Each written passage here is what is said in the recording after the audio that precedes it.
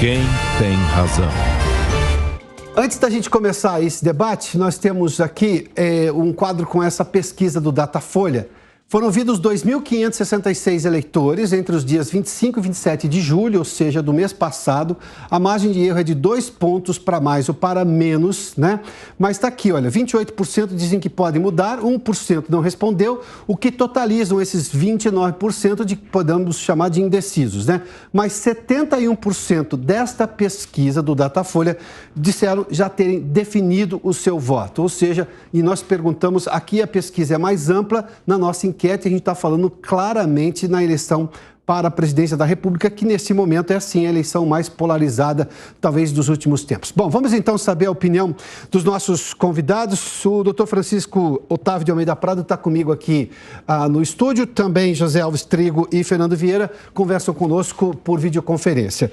Doutor Otávio, eu começo com o senhor. Na sua opinião, essa pesquisa, levando-se em conta que a gente ainda não teve a fase de campanha, e por que eu faço menção à fase de campanha? É quando a gente tem, digamos, troca de acusações pesadas.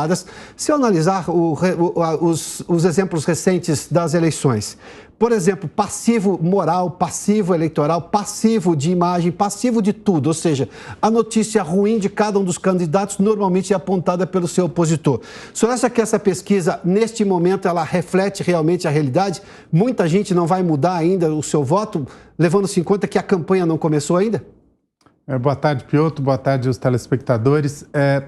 Eu imagino que essa pesquisa reflita, sim, uma realidade do momento, o que não significa que essa realidade não possa mudar com a comunicação na campanha eleitoral, que é aquele debate mais intenso em que são exploradas as fragilidades do adversário. Nós temos hoje, já de uns anos para cá, uma liberdade muito maior de discurso nesse período prévio, pré-eleitoral, que é esse período que nós estamos vivendo agora. Isso, junto a uma polarização crescente, talvez explique esse alto grau de consolidação do voto neste momento. Mas, repito, isso pode mudar com a campanha eleitoral. José Alves, qual a sua opinião? É só o momento ou temos uma resiliência no voto já? Eu acho que nós temos aí uma situação, primeiro, em que, diferentemente da campanha de 2018, parece-me que há uma consolidação maior.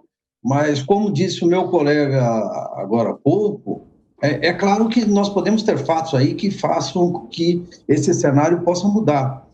Mesmo nesses 71% dos eleitores que dizem estar totalmente decididos, é possível, claro, uma mudança, até porque a gente sabe que em política nada é assim tão certo. Nada é assim tão consolidado, e mesmo nesse total de eleitores, nós podemos ter mudança. Embora a gente precisa considerar um fato, né? Nós vamos ter um menor período de propaganda eleitoral desde 1994. Nós estamos hoje a exatos 59 dias das eleições. Sim. Então, e além disso, eu não sei, eu tenho dúvidas se a campanha eleitoral, nos moldes tradicionais que a gente conhece, ela é suficiente para mudar, né, essa tendência dos votos. Eu acho que é possível que haja uma mudança, mas acredito que só acontecerá isso se tivermos um fato novo, né? Um fato novo, até porque é isso que você chamou aí de passivo moral, né? Isso já está, de certa forma, assimilado pela população, e as pessoas conhecem a maior parte dos candidatos, aqueles que estão liderando as pesquisas. Então, eu acho que é muito improvável que nós tenhamos uma mudança. É claro que a discussão hoje é sobre os indecisos, e esse universo dos indecisos, ainda que seja pequeno e ainda que haja uma consolidação, ele é bastante atraente mesmo para os dois candidatos que estão na liderança das pesquisas. Zé Alves, eu volto a você daqui a pouquinho. Eu vou colocar o Fernando Vieira no nosso debate, porque já vou aproveitar parte da sua resposta. Eu tenho, durante a campanha, quando eu disse essa exposição maior, Fernando, de, obviamente, o histórico dos convidados, dos candidatos, perdão, porque eu tenho, sim, um presidente que está concorrendo à eleição. O governo dele está sendo dissecado diariamente. Aliás, como nunca foi um governo na história desse país, sejamos justos. Eu cubro eleições e primeiros anos de mandato desde quando me entendo como jornalista. Esse presidente, por exemplo, não teve aqueles 100 dias de bonificação que a imprensa dá, em que as críticas são bem mais leves ou nem há críticas. Parece que nem a imprensa nem o presidente saíram da campanha do ano passado. Não sei quem não saiu, mas o outro também respondeu e a coisa não sossegou. Fato é que durante a campanha, por exemplo, para uma parte de um eleitorado mais jovem, este eleitorado vai ser exposto, por exemplo, aos casos de corrupção na era do PT. Como também, obviamente, o PT vai expor o momento da pandemia e a forma como o governo lidou com isso, embora seja um fato muito mais recente, em que as pessoas têm uma memória muito mais próxima. Na sua opinião, Fernando, quanto que isso pode impactar esta exposição? Porque a gente tem que lembrar claramente que, por exemplo, Lula está sendo candidato por uma decisão do Supremo Tribunal Federal que assombrou boa parte dos juristas.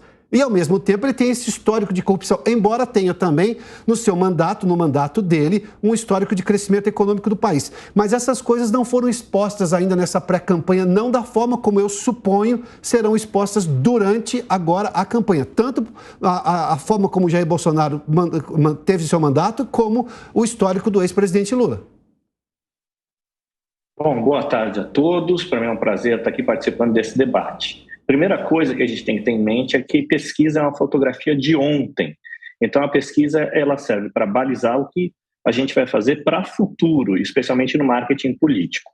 Como bem colocado por você, Piotr, muitas situações que já ocorreram vão ser melhor exploradas no decorrer da campanha.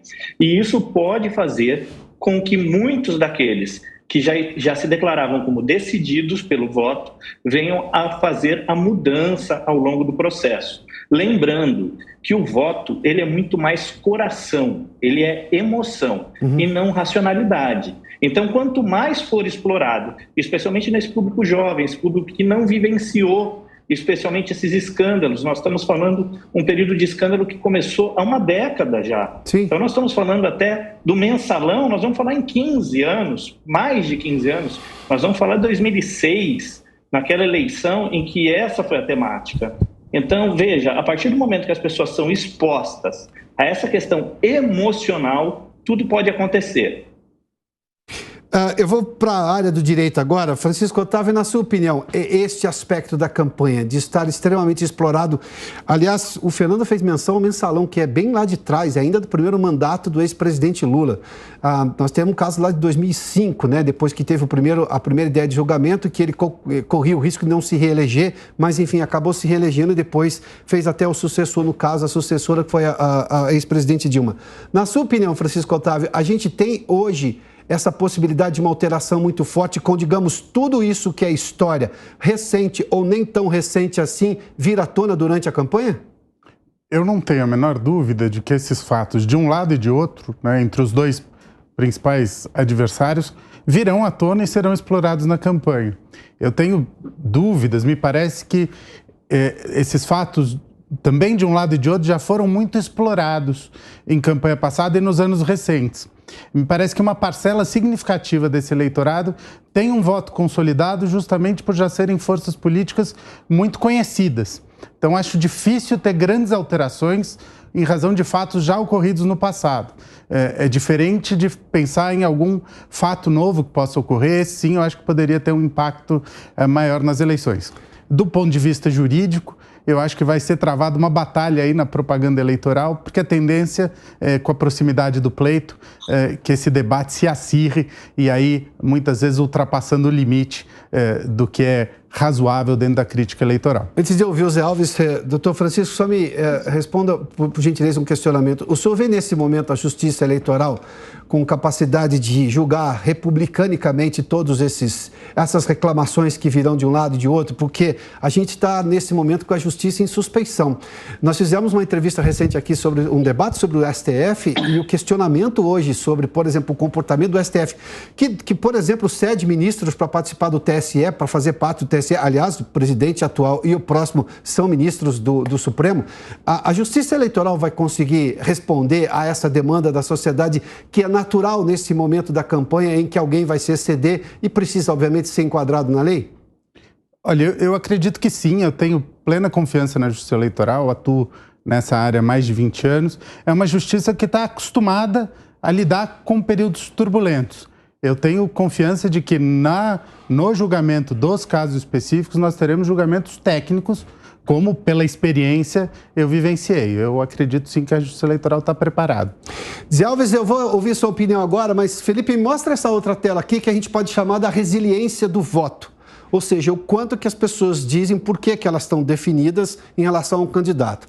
De novo, é a mesma Datafolha, 2.566 eleitores, os dias de 25 a 27 de julho, dos que votam em Lula, independentemente do percentual que o candidato tem, mas, obviamente, aqui nessa pesquisa Datafolha, 79% dizem que não vão mudar o voto, o que a gente pode chamar de voto resiliente. 20% dizem que sim, podem mudar, ou seja, um percentual muito parecido dos que votam em Bolsonaro. Está aqui. Os que votam no presidente Jair Bolsonaro, 79% também disseram que não vão mudar. É também o que se pode chamar de voto resiliente. 21%, ou seja, dentro da margem de erro, ou seja, não há muita diferença, dizem que podem mudar. Zé Alves, diante desse número aqui, é claro que a gente tem... Vamos só colocar também a nossa enquete aqui, Felipe, por favor? Só para a gente pegar de novo a nossa parcial. Aí, a nossa enquete nesse momento, claro, aqui é uma pesquisa, aqui é uma enquete. São coisas diferentes, mas enfim, ainda assim a gente está pegando a temperatura dessa resiliência do voto. Aqui nós temos um percentual muito alto de pessoas que estão dizendo, e nós perguntamos especificamente no voto para presidente da República. 95% disseram-se já completamente decididos em relação ao nome que vão escolher e vão digitar na urna eletrônica. Zé Alves, qual a sua opinião sobre essa resiliência do voto, levando-se em conta agora esses números? E, claro, você fez menção à questão dos fatos que vão ser expostos na campanha, eu acabei ampliando o debate. Isso pode alterar, porque isso vai ser explorado de uma maneira mais dura, mais intensa. E vamos levar em conta, não é só televisão e rádio. As redes sociais são extremamente poderosas nesse aspecto. Aí a gente precisa considerar, Adalberto, algumas questões. Primeiro, a campanha é curta. Eu, quando falei em fatos que podem acontecer, eu falo quanto à imprevisibilidade que é natural, né, do futuro, até porque o futuro é incerto. Nós podemos ter fatos novos que não são previsíveis. Uhum. Agora, é previsível que a gente tenha uma campanha em que alguns aspectos dos candidatos vão ser bastante explorados. E esse aspecto, por exemplo, da corrupção, que foi o mote da campanha de 2018, eu acredito que ela perdeu um pouco a força.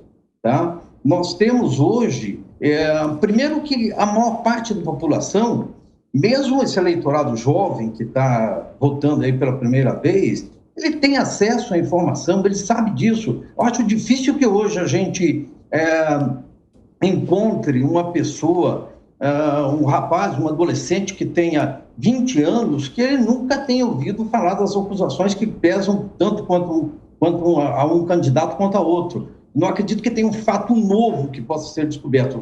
Eu acredito que possam acontecer fatos novos. Esse é um aspecto. Então, eu acho que essa questão da corrupção deixa de ser um fator importante. Me parece que a questão hoje econômica ela é mais grave. Né? Nós temos aí dados do FGV que mostram, por exemplo, a insegurança alimentar e principalmente que atinge principalmente a população mais pobre, que é a maior parte da população. Né? Então, me parece que isso me preocupa muito mais, e a questão que eu vejo aí é o seguinte, o quanto os candidatos vão poder mostrar nessa campanha que são capazes de mudar esse cenário. Eu não acredito que fatos passados sejam tão relevantes a ponto de mudar o voto dessas pessoas. Mas, sim, podem acontecer alguns fatos, mas eu acredito que muito mais a capacidade dessa pessoa mostrar, olha, nós temos um cenário hoje difícil nesse país economicamente e que eu tenho competência para mudar. É claro que nós precisamos considerar um outro aspecto. Temos também alguns candidatos que são bastante desconhecidos do grande público, né? A candidata do PMDB e outros candidatos que não fizeram campanha. Sim. Isso pode alterar um pouco, mas muito mais na questão de que teremos ou não segundo turno. Sim. Eu não acredito que desse universo de pessoas que garantiu o voto, por exemplo, das pessoas que disseram que vão votar no Lula e por causa de uma série de acusações, até porque a campanha eleitoral não começou, mas não começou de fato, mas a campanha nós temos quase um ano de campanha, como você bem disse, nas redes. Isso já está acontecendo. Apenas não começou oficialmente a campanha, né? Então, eu não acredito que essa discussão de acusações das questões de gênero ao atual presidente, ou as questões de corrupção ao ex-presidente, possam mudar. Me parece que isso está consolidado naquilo que Aristóteles chamou de ethos, né? Nós temos o ethos. Agora, precisa ver o quanto tanto um como o outro é capaz de mostrar que é competente ou tem, né, armas para vencer um problema econômico que aflige o país. Fernando, eu vou lhe fazer uma pergunta que é quase uma consulta ao marketing político genérica, tá? Por gentileza, me permita aqui. Se a gente olhar para o aspecto econômico que fez menção aí o Zé Alves, eu tenho, obviamente, um crescimento da economia durante o governo Lula, mas com o mundo nadando de braçada na economia. Eu tinha a China crescendo acima de 10%. Fazer o seu país que oferta commodities crescer naquele momento é uma coisa. E é simples, é um cálculo meramente econômico, é uma lógica econômica. Nesse momento, este governo, sim, estava vindo numa crescente lá no primeiro ano, depois tivemos 2 anos de pandemia, agora ainda mais uma guerra na Ucrânia, que elevou a inflação e gerou problemas no mundo inteiro, na economia do mundo inteiro. Aliás, o mundo pode ter recessão e o Brasil pode crescer.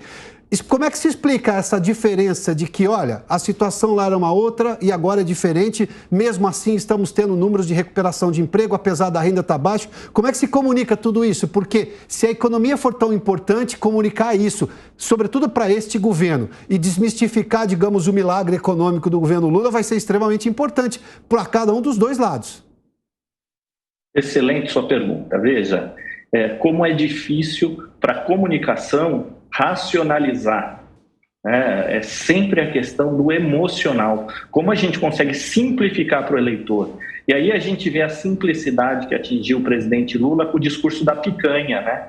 Então ele explicou a crise econômica justamente falando, na minha época se comprava picanha. Então nós estamos falando de uma maneira geral, de maneira muito simplificada, o que é essa questão econômica. Sem dúvida, essa não é uma eleição que a gente vai colocar a corrupção como centro, como baluarte das discussões. Mas é possível, sim, se criar uma atmosfera de que a corrupção gera fome, de que a corrupção gera o desemprego e sensibilizar as pessoas em cima disso.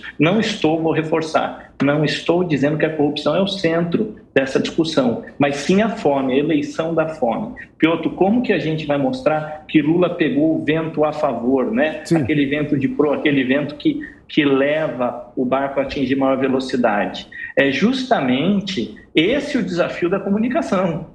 Se alguém tivesse agora essa resposta, certamente essa equipe estaria colada ao presidente Jair Bolsonaro e mostrando para ele o caminho. Olha, todas as dificuldades que o senhor enfrentou são dificuldades que nenhum outro presidente enfrentou na história. Se a gente olhar para a história recente, né, a qual eu me refiro, ninguém teve uma pandemia pela frente, um fechamento absoluto do planeta. Então, são desafios extraordinários em que não vou me referir efetivamente ao presidente, mas os governos do mundo inteiro tiveram que enfrentar. Se eu tivesse essa resposta, Piotr, na ponta da língua, pode ter certeza, eu não estava aqui agora batendo esse papo com vocês, eu estava lá envolvido na campanha e a peso de ouro, sendo contratado para falar assim, olha, vamos mostrar para o brasileiro o caminho, esse caminho de recuperação do emprego, apesar das adversidades que nos rondam do lado de fora.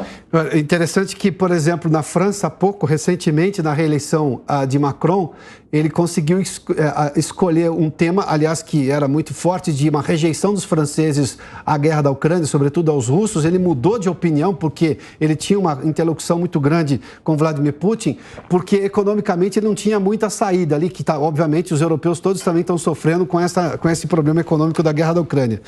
Doutor Francisco Otávio, eu volto ao senhor agora que muita gente vai contar a história que não é verdadeira. para, digamos, exagerar nos números, sejam positivos ou negativos em relação ao outro. É nessa hora que a Justiça Eleitoral vai ter que ser célere e ela consegue conter, digamos, porque mesmo a questão de checagem de fatos, a gente viu que não foi exatamente uma maravilha durante a pandemia. Houve erros das agências checadoras, elas pediram desculpas também porque erraram. Como é que se faz numa hora como essa, numa eleição tão curta em que, claro, uma informação pode representar a vitória ou derrota de alguém? Esse é, sem dúvida nenhuma, um dos grandes desafios da Justiça Eleitoral. E eu acho que é também um equívoco achar que o direito e a Justiça Eleitoral sozinhas vão conseguir resolver isso. Porque a gente sabe que uma campanha orquestrada, porque esse é o problema não é a notícia isolada. O problema é quando são verdadeiras campanhas de desinformação, e elas existem, né? E como combater essas campanhas. Eu acredito muito mais num controle de meios, num controle de ferramentas, num controle dos recursos e, eventualmente, recursos ilícitos que sejam utilizados para essas campanhas, como disparo em massa de mensagem, o que é vedado. Então, com a ajuda das plataformas, conseguir controlar essas ferramentas me parece mais eficiente do que um controle no varejo a respeito da veracidade ou não da informação. Até porque saber o que é verdade ou não nem sempre é algo tão objetivo. A fronteira entre a verdade, a mentira ou a opinião não é uma fronteira assim tão clara. Francisco, eu continuo contigo só para uma última rodada já. Você acredita na possibilidade de um fato novo durante esta campanha, levando-se em conta, claro, essa peculiaridade de uma polarização tão forte como nós estamos tendo agora? E não é que a polarização está mais forte do que, por exemplo, era na época de PSDB e PT. É porque agora, digamos, talvez as redes sociais deixem tudo num nível de discussão, de tensão mais alto. E não precisa ser necessariamente um fato novo, um fato antigo que ganhe força de fato novo a ponto de mexer com a opinião dos eleitores. O senhor imagina que isso pode acontecer? Um fato antigo eu acho muito difícil, isso já foi falado aqui a respeito das redes sociais. De fato, essa discussão com a liberdade maior que se tem hoje vem sendo travada nas redes sociais há um tempo, então esse início da campanha oficial faz diferença, mas não é tanta diferença quanto já fez. Portanto, me parece que a situação está bastante consolidada, pelo menos entre os dois. Há uma discussão se há ou não a possibilidade de terminar a eleição no primeiro turno ou segundo turno, mas há um alto grau de consolidação do voto. A não ser um fato novo e de muito impacto, imprevisível, que eu não consigo imaginar, eu acho difícil que esse cenário seja alterado nesse momento. Zé Alves, vou fazer a mesma pergunta para você. Você acredita num fato novo ou alguma coisa que ganhe contornos de novidade a ponto de ser a discussão do momento com capacidade de interferir na opinião do eleitor de forma severa, ou seja, a ponto dele questionar o próprio voto e mudar eventualmente? Adalberto, você é uma pessoa experiente de jornalismo, eu sei, eu conheço já a sua trajetória, e você sabe que o termo pode em jornalismo tem uma força muito grande. Poder pode. É provável? Não se sabe, pode acontecer. Né? Mas eu queria só retomar, então pode ser que aconteça, mas aí eu vou reforçar a fala do doutor Francisco de que realmente um fato novo que já tenha ocorrido no passado e que possa ganhar uma repercussão, uma amplitude que até hoje não teve nas redes sociais e nos veículos de comunicação, eu acho muito pouco provável, tá? Muito pouco provável. Então, obviamente que você pode ter um acidente, esse tipo de coisa você pode ter. Isso pode mudar completamente o cenário. Agora, eu só queria dizer...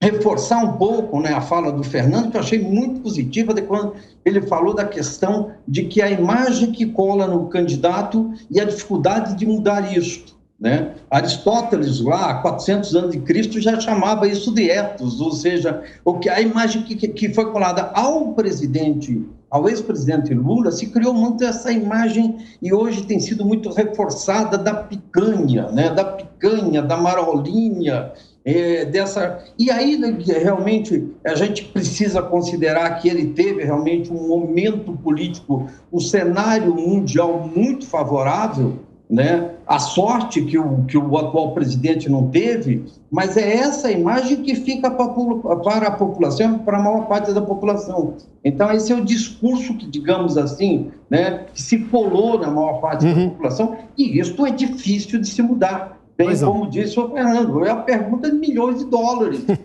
Como se muda isso? E, principalmente, como se muda isso em tão pouco tempo? Fernando, eu vou qualificar a pergunta agora, depois que o Zé Alves fez uma observação importante. É provável um fato novo? Porque possível é sempre possível, né? Estamos todos vivos, ainda bem, mas vamos lá. É provável um fato novo com capacidade de alterar alguma coisa nesta eleição? Vamos lá, Pilton. Eu acho que são 3 condições, tá? Eleição é o imponderável. E nós estamos diante de 2 eleições seguidas em que nós nos vimos diante do imponderável. Primeiro, um acidente aéreo que vitimou um dos candidatos presidenciais com maior potencial de acabar com a polarização, né, que naquela época era PT e PSDB. Sim. Depois nós viemos para um segundo cenário eleitoral em que uma facada foi decisiva para o resultado do processo eleitoral. Então o imponderável sempre pode ocorrer. Tá bem. Né? E aí eu volto para o pode. Mas nós temos 2 outras condições, pois não, que é estudo, pesquisa a exaustão. Então, também uma fala mal colocada de um candidato. E a pesquisa, ela pode dar essa bala de prata. Pois não. E a pesquisa em cima dos materiais dos candidatos pode ocorrer como o fenômeno em que encontraram na eleição do Haddad o uso proporcional do transporte público no meio do programa de governo do Celso Russomano. E aquilo derreteu a eleição dele em pouco mais de uma semana. Tá bom. Então, muito estudo, muita pesquisa e aguardar o destino, né? Obrigado, Fernando. Obrigado, José Alves. Francisco Otávio, obrigado pela participação dos senhores nesse debate.